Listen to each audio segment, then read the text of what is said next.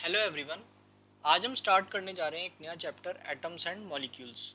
ये बहुत ही basic chapter है केमिस्ट्री का, क्योंकि इसमें हम एटम्स, मॉलिक्यूल्स, आयंस क्या होते हैं, उनके एटॉमिक मासेस और केमिकल फार्मूलाज कैसे बनाए जाते हैं, केमिकल रिएक्शंस के कुछ बेसिक लॉज, ऐसे कुछ कंसेप्ट्स हम पढ़ेंगे और समझेंगे। इसलिए बहुत ही बेसिक चैप्टर हो जाता है, राइट। अब इस चैप्टर को स्टार्ट करते हैं वॉल ब्रिक एनालॉजी से। देखो, एक वॉल है, ये कैसे तैयार होती है? मेसन इस वॉल को तैयार कैसे करता है? ब्रिक बाय ब्रिक, ईंटें जो होती हैं उनको लगा करके तो एक पूरी वॉल तैयार होती है, राइट। ऐसे ईंटें लगी हुई हैं। अब एक ब्रिक से एक पूरी की पूरी वॉल तैयार हो रही है। ऐसे ही वॉल्स से एक रूम तैयार हो रहा है, और ऐसे कुछ रूम्स से एक होम तैयार हो रहा है। तो इस होम की जो बेसिक बिल्डिंग ब्लॉक है वो क्या है? That is a brick, right. ऐसे ही जो मैटर है, मैटर मतलब सब कुछ इस यूनिवर्स में, इस अर्थ पे जो कुछ भी है सब कुछ मैटर ही तो है, मैटर का बना हुआ है पदार्थ। एयर हो गई या वाटर हो गया, हम ह्यूमन बींग्स खुद, हमारे घर में व्हीकल्स हैं, सब कुछ जो है वो क्या है, वो मैटर का ही तो बना हुआ है। तो इस मैटर की बेसिक बिल्डिंग ब्लॉक क्या है? दैट इज एटम, बिल्कुल ब्रिक की तरह। इसलिए यहाँ वॉल ब्रिक एनालॉजी मैंने यूज़ करी है।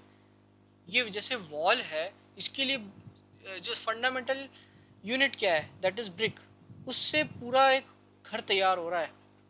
ऐसे एटम से पूरा मैटर तैयार होता है। ऐसे मतलब कई सारे सैकड़ों एटम्स मिल करके मैटर को बनाते हैं, जिससे कई सारी ब्रिक्स एक वॉल तैयार करती है, राइट। अब ये जो एटम है, इसके रेडियस या साइज की हम बात करें तो वो हम नैनोमीटर्स में मापते हैं। नैनोमीटर का मतलब हो गया, एक नैनोमीटर में 10⁻⁹ मीटर्स होते हैं। ये इतनी छोटी यूनिट है। तो एटम जो है, जैसे ऐसा कुछ जनरल दिखता है, इसमें ये एक न्यूक्लियस हो गया और ये एक सर्कुलर स्फेरिकल शेप हो गया इसका। इसकी रेडियस या इसका साइज इतना कम है, नैनोमीटर्स में इतना छोटा है। मतलब आप दुनिया में कुछ भी चीज़ इमेजिन कर लो, उससे भी छोटा होगा एटम। अब अगला क्वेश्चन आता है कि जब ये है ही इतना छोटा, तो ये हमारे लिए इतना इम्पोर्टेंट क्यों है, क्यों हम इसको इतना पढ़ रहे हैं? द आंसर इज, क्योंकि इसी की वजह से हम सारी केमिस्ट्री समझ सकते हैं। भैया, जितनी भी जो रिएक्शंस हो रही हैं, वो सब कुछ जो है वो एटॉमिक लेवल पे ही तो शुरू होती हैं, जिससे हम समझ पाते हैं कि कोई प्रोडक्ट कैसे बन रहा है। कुछ दो चीज़ें, तीन चीज़ें रिएक्ट करके कैसे एक प्रोडक्ट बना रही हैं, वो सब कुछ एटम को ही समझ के हम समझ सकते हैं। जैसे कि हमारी जो बॉडी है, ह्यूमन बॉडी, उसकी फंडामेंटल यूनिट क्या है? सेल, ब्रिक्स की तरह ही एक एक ऐसे कई करोड़ों सेल्स से हमारे टिश्यूज, ऑर्गन्स और फिर पूरी कंप्लीट बॉडी तैयार होती है। लेकिन हम जब सेल को समझते हैं तभी ह्यूमन बॉडी की फंक्शनिंग समझ सकते हैं। वैसे एटम को समझेंगे तो मैटर कैसे रिएक्ट कर रहा है, या फिर यूं कहें हमारे जो एलिमेंट्स हैं वो कैसे रिएक्ट कर रहे हैं, तभी तो हमें पता चलेगा, राइट। इसीलिए ये एटम पढ़ना बहुत ज़रूरी है। अब हम आ जाते हैं सिंबल्स पर। देखो, यहाँ मैंने कुछ एलिमेंट्स लिखे हैं। जैसे आपने हाइड्रोजन का नाम सुना होगा, एल्यूमिनियम, नाइट्रोजन, आयरन, क्लोरीन, से बहुत बेसिक नाम है। ऐसी दुनिया में जितने एलिमेंट्स हैं ना, सबके कुछ ना कुछ सिंबल्स जरूर होते हैं। उनको सिंबल से डिनोट करते हैं, और केमिकल रिएक्शंस में भी उनके सिंबल ही यूज़ किए जाते हैं। ओके, ये सिंबल्स देता कौन है? ये सिंबल्स देता है IUPAC। IUPAC ये है इसका full form, international union of pure and applied chemistry. और इसके कुछ कन्वेंशंस यानी कि कुछ रूल्स होते हैं जो ये डिसाइड करते हैं, मतलब जिसके बेसिस पे ये डिसाइड करते हैं कि क्या सिंबल किस एलिमेंट को देना है। अब यहाँ मैंने एक वर्ड लिखा है एटम भी और एलिमेंट भी। तो देखो, कोई एलिमेंट है जैसे हाइड्रोजन, अब मैं सिंबल हाइड्रोजन का बोलूँ या सिंबल हाइड्रोजन के एटम का बोलूँ, बात तो वही होगी ना, क्योंकि भाई हाइड्रोजन का ही तो एटम हुआ वो, तो दोनों के लिए बात एक ही है। इससे आप कंफ्यूज मत होना कि एलिमेंट का अलग होगा या एटम का अलग होगा, ऐसा कुछ नहीं है, राइट। अब देखो रूल्स क्या कहते हैं कि आप पहला रूल समझिए।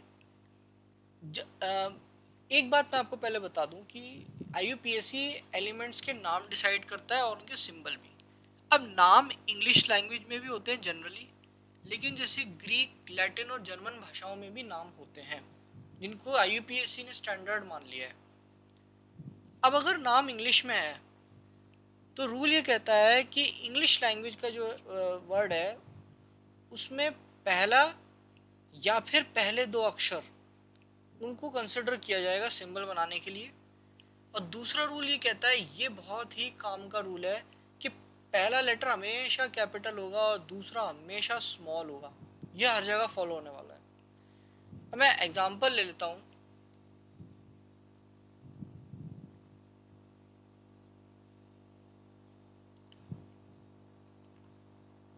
एल्यूमिनियम का,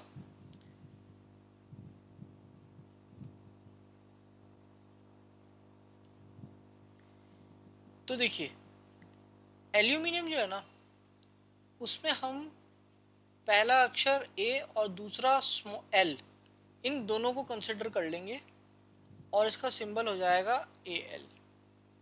इसको आप AL ऐसे नहीं लिख सकते, ये बिल्कुल गलत है। पहला लेटर हमेशा बड़ा होगा, कैपिटल में होगा, और दूसरा हमेशा स्मॉल में होगा, अगर दो लेटर कंसिडर कर रहा है तो IUPAC। और ये IUPAC ने मान रखा है, हम इसको अपनी तरफ से बदल नहीं सकते हैं। एल्यूमिनियम मतलब AL ऐसे ही लिखना है। ऐसे ही जैसे ये नाइट्रोजन है, नाइट्रोजन के लिए कैपिटल N, हाइड्रोजन के लिए कैपिटल H चलता है। यहाँ पे IUPAC ने सिंगल सिंगल फर्स्ट लेटर ही कंसिडर किए हैं, बट क्योंकि फर्स्ट लेटर है तो हमेशा कैपिटल में होगा। ऐसे यहाँ एल्यूमिनियम में A कैपिटल में है और L स्मॉल में है। अब देखो कुछ होते हैं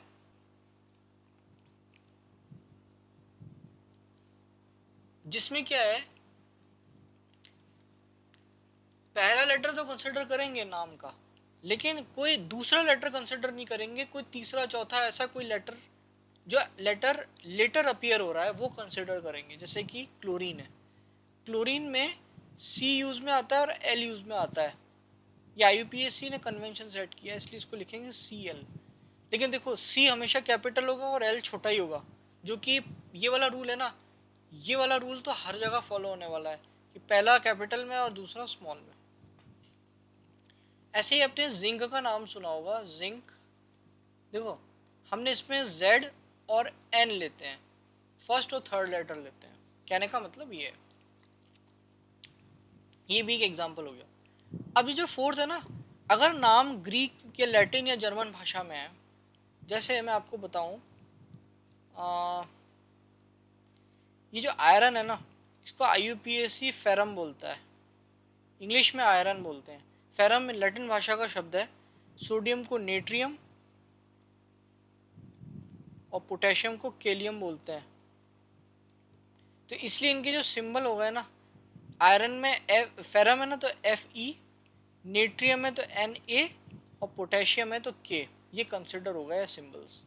अब देखो Fe में F बड़ा है, E छोटा है। ऐसे नेट्रियम Na, N बड़ा है, A छोटा, और K पोटेशियम के लिए हो गया।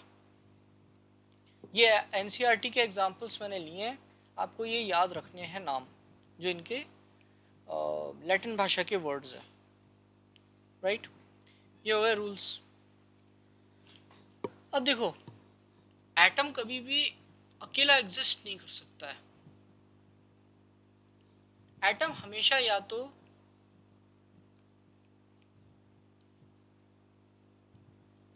एज मॉलिक्यूल्स एग्जिस्ट करता है या फिर एज आयंस एग्जिस्ट करता है।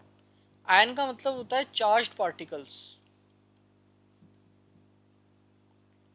Charged particle. जैसे सोडियम है, उसमें पॉजिटिव चार्ज होता है और क्लोराइड में नेगेटिव चार्ज। तो दीज आर आयंस। इनके बारे में हम डिटेल में बाद में समझेंगे अगले वीडियो में। पहले तो हम मॉलिक्यूल्स को समझ लेते हैं वो क्या होते हैं। तो मॉलिक्यूल क्या है, मॉलिक्यूल की डेफिनेशन देख लीजिए। Smallest particle that can exist independently, जो अकेला एग्जिस्ट कर पाए, दैट इज मॉलिक्यूल। इसको थोड़ा ऐसे मैं थोड़ा बेसिक समझाता हूँ। मान लो ऑक्सीजन है, उसके दो एटम्स आपस में जुड़ गए तो ये एक मॉलिक्यूल बन गया ऑक्सीजन का। This is a molecule.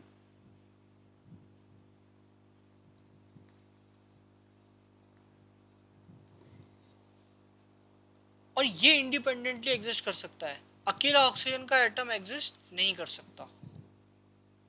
Generally ऐसा ही होता है कि भी दो जुड़ते हैं, बट वो मैं आपको अभी आगे बताऊंगा। मैं बेसिक एक आइडिया बता रहा हूँ कि मॉलिक्यूल का मतलब क्या होता है। दो या दो से ज़्यादा एटम्स जब जुड़े तो दैट फॉर्म्स अ मॉलिक्यूल। अच्छा, ये मॉलिक्यूल एलिमेंट में भी होते हैं और कंपाउंड में भी। कंपाउंड का मतलब होता है, जैसे हमने वाटर का नाम सुना है, कार्बन डाइऑक्साइड का नाम सुना है। जब दो डिफरेंट एलिमेंट्स कंबाइन होते हैं ना, तो that make forms a compound, जिनको हम आगे डिटेल में समझेंगे। एलिमेंट तो हम समझते हैं, हाइड्रोजन, नाइट्रोजन, ऑक्सीजन, उनकी बात हो रही है। तो चाहे एलिमेंट हो चाहे कंपाउंड हो, दोनों ही में मॉलिक्यूल बनता है। और एटम्स मॉलिक्यूल बना के ही एग्जिस्ट करते हैं, अकेले एग्जिस्ट नहीं करते। अब इसमें भी कुछ कन्वेंशंस हैं, कुछ रूल्स हैं। जैसे ये पहला देख लीजिए, जो अभी मैंने बताया कि molecules are group of two और मोर, और जनरली वर्ड लिखा है, मतलब जनरली। कुछ एक्सेप्शंस जरूर आते हैं, वो हम आगे पढ़ेंगे। दूसरा है बॉन्डेड बाय अट्रैक्टिव फोर्सेस। जैसे यहाँ ऑक्सीजन के दो एटम्स है ना, वो इस तरह से, ये जो मैंने डैश शो किया है ना, ये शो करता है इनके बीच में एक स्ट्रॉन्ग अट्रैक्टिव फोर्स है, जिनको टूटने नहीं देता। तीसरी है दे show all the properties of that substance. इसका क्या मतलब हुआ? ऑक्सीजन का ये एक मॉलिक्यूल है ना, इसमें सारी प्रॉपर्टीज है ऑक्सीजन की। ऐसा नहीं होता है कि आपने एक मॉलिक्यूल लिया और 10 मॉलिक्यूल लिए तो दोनों में डिफरेंट प्रॉपर्टीज आ जाएंगी। या कहीं और से आपने ऑक्सीजन का मॉलिक्यूल उठाया और कहीं और से उठाया तो दोनों में फ़र्क आएगा, नहीं। ऑक्सीजन का एक मॉलिक्यूल हो, 10 हो, 50 हो, अकेला भी सारी प्रॉपर्टीज ऑक्सीजन की शो करेगा। और फोर्थ पॉइंट जो लिख रखा है, forms when atoms of same और डिफरेंट एलिमेंट्स कंबाइन। ये तो वही बात हो गई कि अगर सेम कंबाइन होते हैं तो वो एलिमेंट हो गया, मतलब एलिमेंट का मॉलिक्यूल हो गया। और अगर डिफरेंट कंबाइन हो रहे हैं तो यानी कि वो कंपाउंड का मॉलिक्यूल हो गया। ओके। अब देखो, हम एलिमेंट्स के मॉलिक्यूल्स की बात करें तो यहाँ लिख रखा constituted by same type of atoms, जो कि अभी हमने प्रीवियस स्लाइड में यहाँ पे देखा है। सेम टाइप के एटम्स हो गए। जैसे मैं यहाँ पे एग्जांपल यहीं लिख देता हूँ। अभी जो बेस्ट एग्जांपल हम ले रहे हैं, ऑक्सीजन ऑक्सीजन, या फिर हाइड्रोजन और हाइड्रोजन है, ऐसे। अब इनमें चार प्रकार, कुछ वैरायटीज होती हैं। एक होते हैं मोनो एटॉमिक। एक यहाँ पे हम एक टर्म जान लेते हैं, एटॉमिसिटी। एटॉमिसिटी का मतलब होता है कि कितने एटम्स जुड़ करके एक मॉलिक्यूल बना रहे हैं। तो अगर मोनो एटॉमिक है तो इसकी एटॉमिसिटी 1 है। मतलब मोनो का वर्ड मतलब ही होता है एक। एक ही मॉलिक्यूल इसके अंदर होगा, सॉरी एक ही एटम होगा जो कि मॉलिक्यूल बना लेगा। इसमें आता था एक एग्जांपल हीलियम का, और एक एग्जांपल आता है आर्गन का। ओके। इसमें एक ही एटम मॉलिक्यूल भी बना लेता है। अब यहाँ हमने जो वर्ड, ये जो पहला मैंने आपको पॉइंट लिखाया था ना, ग्रुप ऑफ टू और मोर जनरली, ये मैंने जनरली वर्ड लिया ही इसलिए था क्योंकि एक्सेप्शंस आ जाते हैं। जैसे हीलियम है, आर्गन है, उसमें एक ही एटम मॉलिक्यूल भी बना लेता है।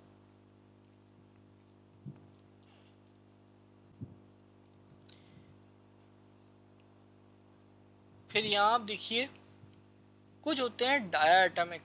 डाया मतलब दो। एटॉमिसिटी कितनी होती है इसकी? 2, यानी कि दो एटम्स मिलके मॉलिक्यूल बना रहे हैं। ऑक्सीजन, हाइड्रोजन, क्लोरीन, ये सब जो है, ये तीनों एग्जाम्पल हैं डाया एटॉमिक के। ऑक्सीजन को O2 से लिखते हैं, ये हाइड्रोजन का H2 हो गया, और क्लोरीन का Cl2 हो गया।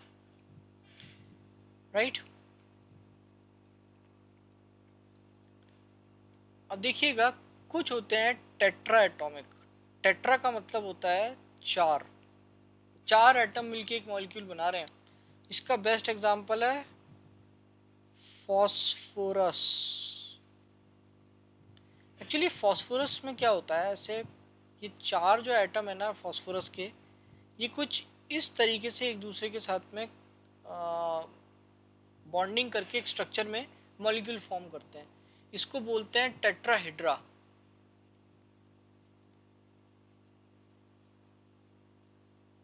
टेट्राहेड्रल स्ट्रक्चर होता है ये, राइट। और एक लास्ट हम पढ़ लेते हैं पॉली एटॉमिक। पॉली मतलब जब आप कई सारे, देखो पॉली एक जनरल वर्ड है, जब एक से ज़्यादा एटम आते हैं दैट इज़ पॉली। जैसे पॉलीगन्स होते हैं ना, एक से ज़्यादा साइड्स होना, राइट। तो देखो पॉली एटॉमिक में मैं एग्जांपल ले रहा हूँ सल्फर का, जो आपकी एनसीईआरटी में भी दे रखा है। Just a second.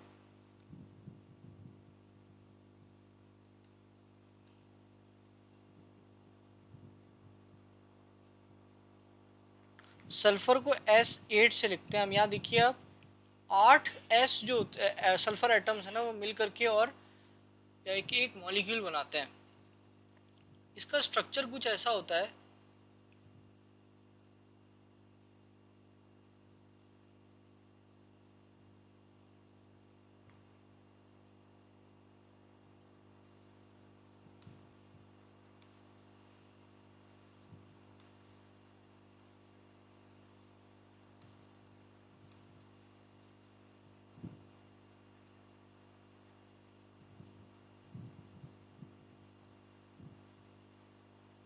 देखिए यहाँ एक एटम, यहाँ एटम, यहाँ एटम, ये सारे सल्फर के एटम्स यहाँ पे लगे हुए हैं।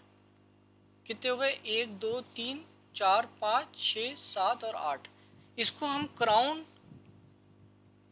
रिंग स्ट्रक्चर भी बोलते हैं सल्फर का। सल्फर इस फॉर्म में एग्जिस्ट करता है। तो ये पॉली एटॉमिक हो गया। ये चार एग्जांपल्स आपके एनसीईआरटी बुक में दे रखे हैं, वो मैंने चारों कंसिडर किए हैं। और एटॉमिसिटी वर्ड का याद रखिएगा, मतलब क्या होता है कि कितने एटम्स जुड़ करके मॉलिक्यूल बना रहे हैं। फाइनली हम आ जाते हैं कंपाउंड्स पर, मॉलिक्यूल्स ऑफ कंपाउंड्स। अब यहाँ पे लिख रखा है constituted by atoms of different elements. Different elements की बात हो रही है, मतलब जैसे यहाँ वाटर का एग्जांपल लिया है। अब यहाँ वाटर का फॉर्मूला क्या होता है, H2O। तो यहाँ पर हाइड्रोजन भी है और यहाँ पे ऑक्सीजन भी है। दो डिफरेंट एटम्स, दो डिफरेंट एलिमेंट्स के एटम्स जुड़ रहे हैं। कार्बन डाइऑक्साइड CO2, यहाँ पे कार्बन है और ऑक्सीजन है। दो डिफरेंट एलिमेंट्स के एटम्स जुड़ रहे हैं। अमोनिया का फॉर्मूला होता है NH3। ये बहुत इंपॉर्टेंट केमिकल है, यूज़ होता है फर्टिलाइजर्स में। यहाँ पे आप देख लो, यहाँ पे नाइट्रोजन यूज़ हो रहा है और हाइड्रोजन यूज़ हो रहा है। अब आप नंबर भी देख सकते हो, नाइट्रोजन का 1 और हाइड्रोजन के 3 जुड़ रहे हैं। यहाँ कार्बन का 1, ऑक्सीजन के 2 जुड़ रहे हैं। यहाँ हाइड्रोजन के 2, ऑक्सीजन का 1 जुड़ रहा है एटम्स, और ये कंपाउंड बन रहे हैं। नेक्स्ट क्लास में हम पढ़ेंगे कि ये फॉर्मूला आया कैसे। ये जैसे H2O है ना, ये H2O कैसे आया, CO2 कैसे आया, अमोनिया का ये फॉर्मूला कैसे आया, ये हम नेक्स्ट क्लास में देखेंगे। अभी हमने सिर्फ बेसिक्स पढ़े हैं। तो यहाँ आज हम अपना ये वीडियो लेक्चर कंप्लीट करते हैं। आई होप आपको काफ़ी अच्छा लगा होगा, अच्छे से सब कुछ समझ में आया होगा, राइट। मिलते हैं नेक्स्ट क्लास में, तब तक के लिए best of luck. Thank you.